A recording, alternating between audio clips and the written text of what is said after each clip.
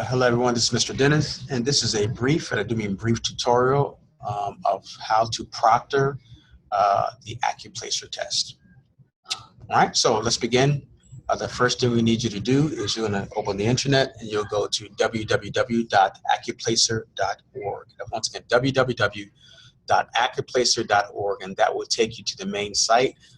At this site, there's some things that you'll be aware of. This is the same site your students will go to log into their to the test at www.accuplacer.org.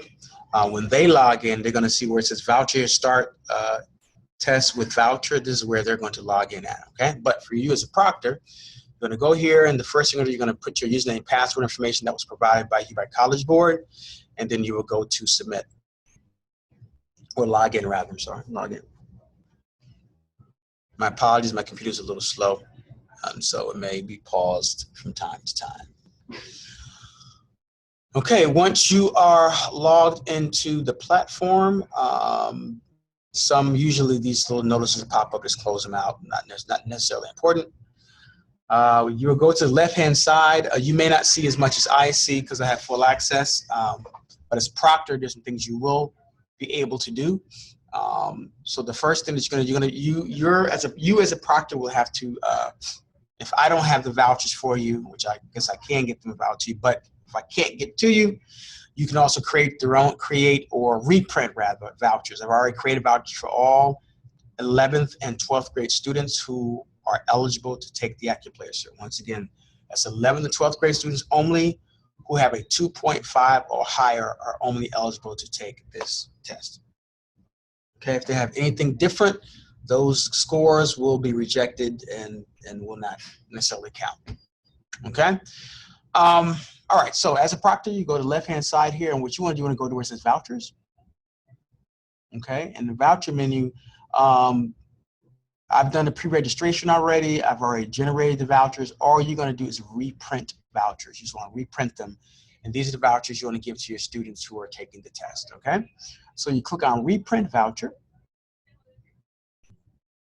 Okay, once you go here, what you need to do is now find that information. So right at the bottom here, left-hand side, where it says select one, you're going to click on this drop-down menu, and it'll give you all of the different uploads that I've uploaded in the platform. So the main ones you'd be concerned with is the 11th and 12th graders here. So this is 11th grade Accuplacer, 12th grade Accuplacer. These are the two files, XLS files that we're going to use. All right, so let's just use, if your students are 11th graders, let's use the 11th grade students. Okay, once you've clicked on that, you're going to go where it says search. Okay, and here again, it searches all of the students. It shows you by segments of 10, but you can go here to the right-hand side and click, to 100, 500. So we'll just click on that. Okay, and so instead of printing all the students out, you just go and select the students that you want to, who you want to test. Okay, so I don't know why my computer's acting funny, so I'm going to try to select them all just because. All right, so I selected students. Okay, once your students are selected, you're going to scroll down to the bottom of the page or the end of the list. I take that back. Let's go back up to the top. I don't know why I did the bottom. Okay, so you can go to the top. So we've done it right now. All you do right here on the right-hand side, you have the option to reprint or export that information, but we want you to reprint. Okay, and voila! Here are all of your students' vouchers that they're going to need to take the test. Okay, and if you notice, they have their voucher number, student ID, first name, and last name. Okay, so the reason why I bring that up is because let's go back to that main menu if I can find it again. So the reason why I bring it up is because when students, once again, Mary says it's the same address, www.accuplacer.org. That is the same address that you logged in with, but it's also the same address your students will log in with as well. But for some reason, it's not coming up. Okay, That's coming up, but this is not. There we go.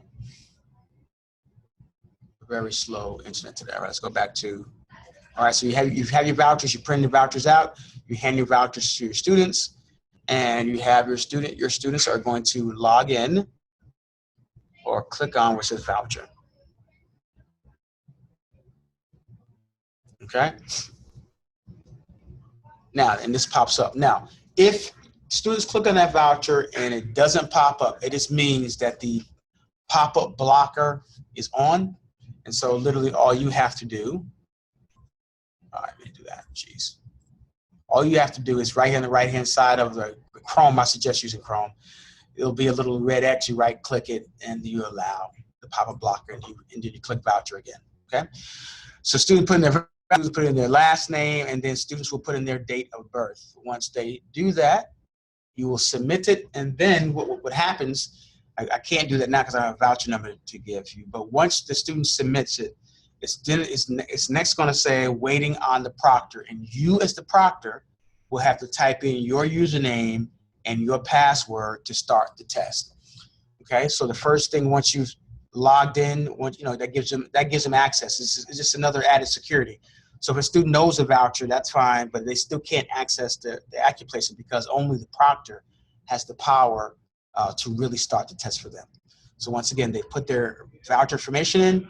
Once they've placed it in and hit submit, the next box is gonna come up and says proctor information, waiting on proctor. You tell them, you tell the students, let me know when you're ready. You come over, put in your username and password, hit submit.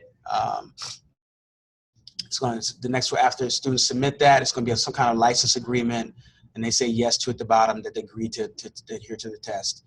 After that, what's going to happen is they're going to ask for specific information, the student's name, address, email account, that kind of stuff to put it in, and then they go right ahead and start the test. Okay, so it's just that simple.